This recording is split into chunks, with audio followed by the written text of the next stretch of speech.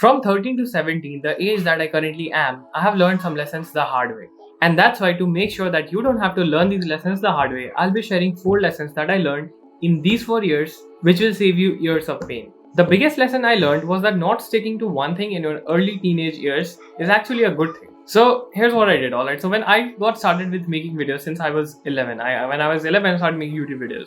And the reason behind that was I wanted to play GTA San Andreas on my phone. And I used to search, I was searching like videos for that, but I couldn't find any genuine video. They used to have that link shorteners, which is full of ads, and the file that they used to give never really worked. And I got really pissed off at one point, and I was like, okay, fine, I'm not going to search on YouTube, I'm going to find it myself. And I eventually did find it myself, and I downloaded it, installed it, and made it work. And then I was like, okay, if I have this problem, then there might be many other people who might be having a similar problem. Right, these people are full of scammy people, not putting links which are full of advertisements which don't really work. So I decided to make a video on that, and so I did. And I don't really remember how many views that video got, but that is basically the backstory of how I got into making videos. And yeah, I used to make them on my phone. And after doing that for a few years, I got bored from it. Like I had that was a kind of a gaming channel, and I got about a few thousand subscribers. I'll explain like in detail a bit later in the video. So after a few years of doing that, I got bored from that, and so I decided to learn how to make music, because that was the time when Alan Walker was really booming, and he had released his song "On My Way," which was like very, very popular on PUBG. So I really got interested in making music and stuff, and so I did. I started making music. I learned how to make music. I learned FL Studio. I learned Nexus. I learned all these plugins and everything. And I released about, I guess, 5-6 tracks. I don't really remember. But they didn't really succeed because they were really bad. Now that I look at them, at that time, of course, I thought they were really good and they deserved to be like winners and deserved millions of streams or whatever. But that didn't happen. I got bored from that, and then I went into game development. Now, why did I go into game development? Because I had a PlayStation 4, and I kind of got bored by playing games on that. And I also did have a laptop at that point, kind of a gaming laptop. And I really didn't find any good games because I had just completed Red Dead Redemption 2 and I really liked that game. And I was like, okay, I don't have a good game to play, so I'm just going to make my own game. So I got into game development. I learned Unity, I learned C# and everything.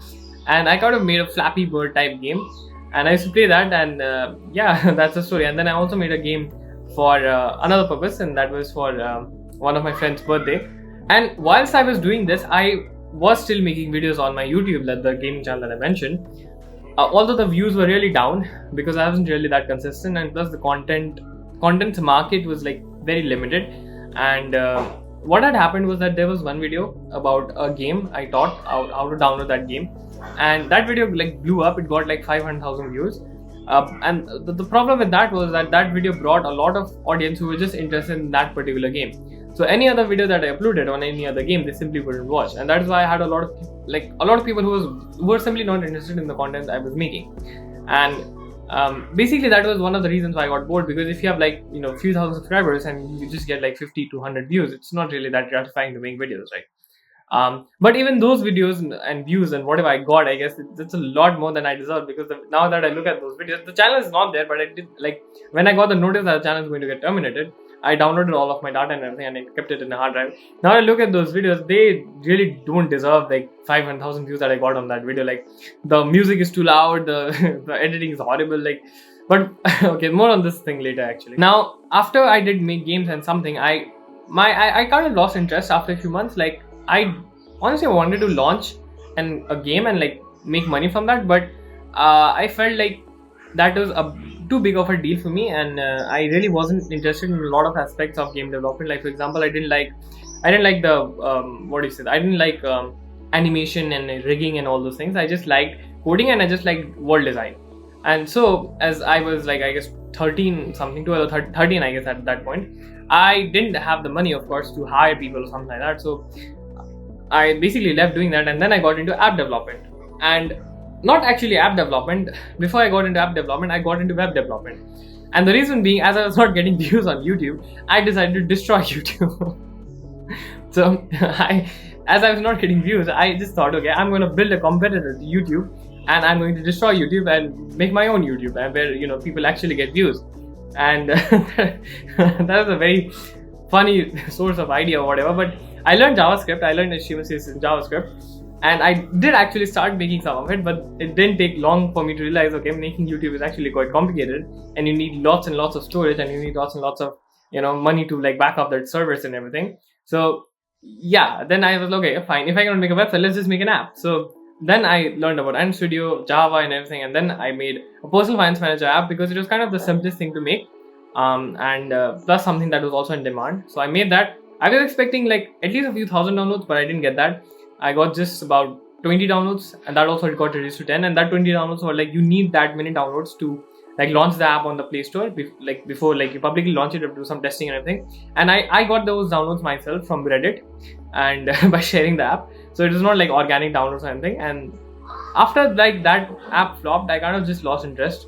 I thought to market that app. I also even tried. I made Instagram short form content. I made about 60-70 short like reels, but well, they didn't work because I was not really enjoying what I was doing. So yeah, that happened, and now I'm making these videos, doing the thing that I really like to do. So what I really recommend is, don't be afraid to try new things in your early teens. Don't be afraid of trying and failing. Anything like that doesn't really matter, because the skill set that you're going to have, it's going to pay dividends for years to come. Like for example, making this YouTube gaming video that I used to make before, like this thing taught me a lot about basic YouTube. Like of course I still have a lot to learn right now, but I'm a lot better at it than I would have been had I not made those around 500-600 videos that I made previously, right? So of course, if I was just making this would have been my first few videos, then of course the quality would have been a lot more worse than what it is right now, because I have made like 500 videos. So, and I kind of understand what makes a good video. So of course there's still a lot more to learn, and I don't know anything. The greatest wisdom is in knowing that you know nothing. So yeah, there's that. But yeah, and making that app, making those YouTube videos, they demanded a lot from me. They demanded me waking up at 3 a.m., 4 a.m. because, well, I had school in the day and I had to go to the school. But I really wanted to do those things. So I used to wake up at 3 a.m., I used to wake up at 4 a.m., I used to sleep at 11, 12, something like that. And I used to do that, right? Because I loved doing it at that point. I really wanted that thing, right? Yeah, I eventually lost interest and discovered this is not something that I really wanted to do. This is something that I have been kind of influenced, and not something that was completely based out of my own rationale. So there's that, but don't be afraid, because it will teach you discipline. It will make you quit any of the bad habits that you have. Because when I started doing these things, many of my problems like doom scrolling or scrolling on my phone or Instagram or whatever, anything that I had, they just disappeared, right? And yeah, of course, demanded some effort to remove them from my life, but it wasn't really that complicated because I had a very big reason. If you just imagine, if you have to develop a little app when you're 13, 14, and you have to launch it on the Google Play Store, and and you have the option to scroll on Instagram, which do you think are you going to do? If you isn't it a lot easier to convince yourself to work on that app because, well, you're just 13 and you're launching a bloody app on the Google Play Store rather than just scrolling on? It's not that hard if you have a very big reason.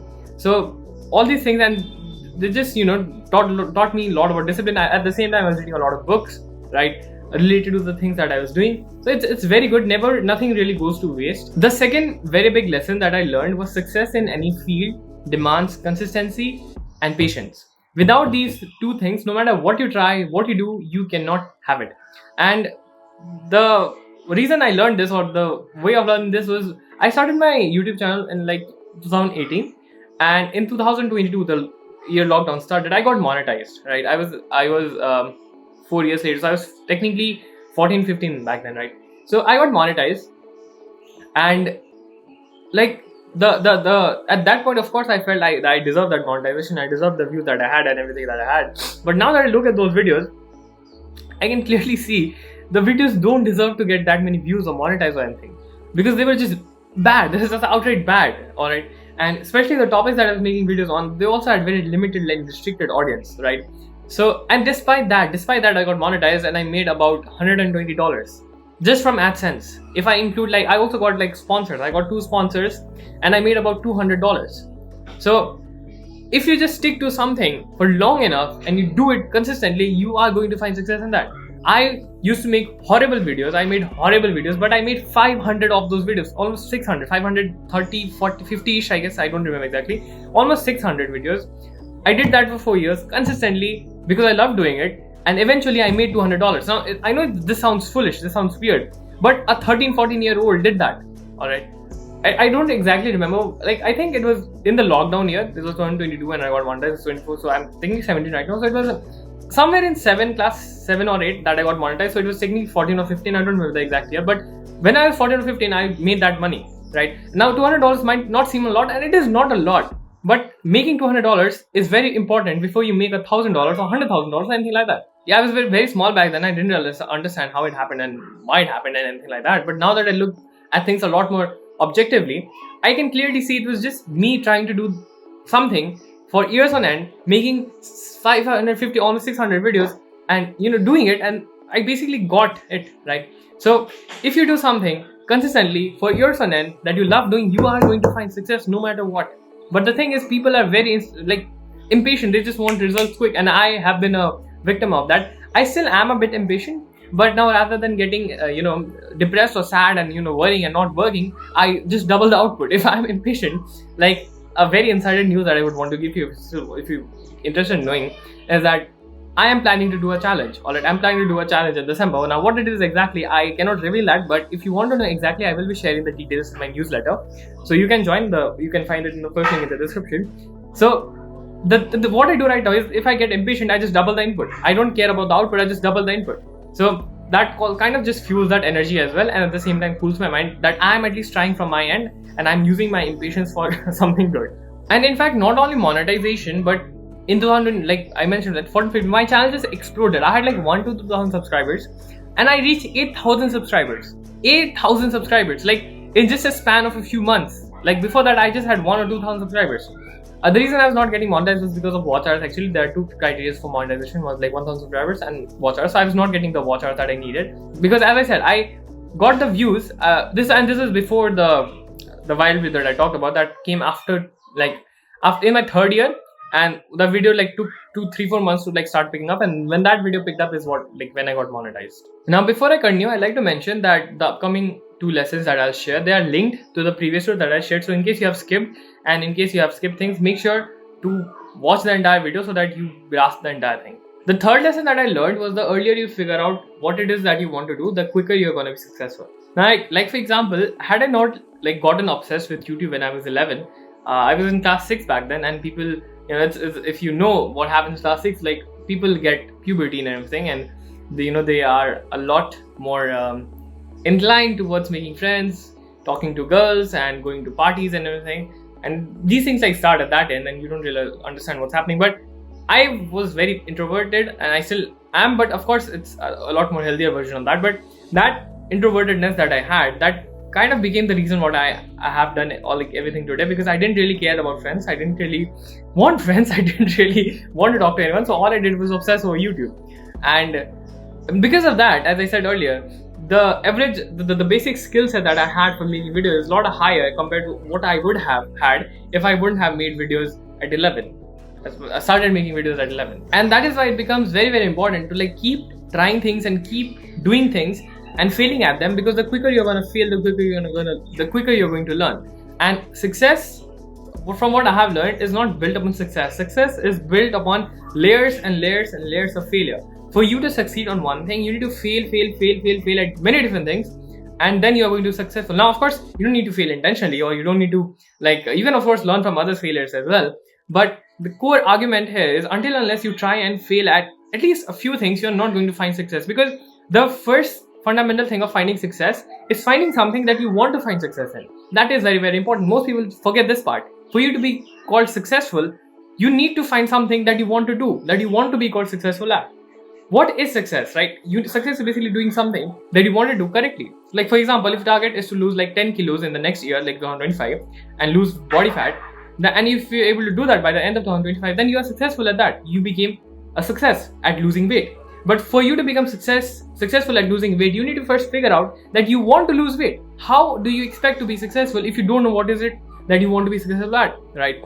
And this is where people get wrong, because they don't really stop to think what is it that you want to do. And this is where 9-to-5ers get wrong, is they never stop and try out and experiment with things and think about what it is wanted. They just go to school and do stuff and never really question and never really think that what is it that they're trying to do, what is it that they want to be called successful at. And that is the fundamental problem. You need to try, learn, experiment, and fail. and then eventually you'll stumble upon something that is the thing that you really want to do, and then you keep doing that for years and then you become successful at that, and then you're called successful. This is how it works, but people don't understand this for some reason. It is not complicated. It's very simple. You just need to sit with yourself and think for some time to absorb this. This is what basically happens. Every successful person out there has some sort of a story or a backstory that somehow connected to what they did. And so that is why I will tell you something that might be, in fact, it is a lot contrary to what people say. And that is that try, fail, experiment, and don't stick to one thing in your early teenage years until you discover the thing.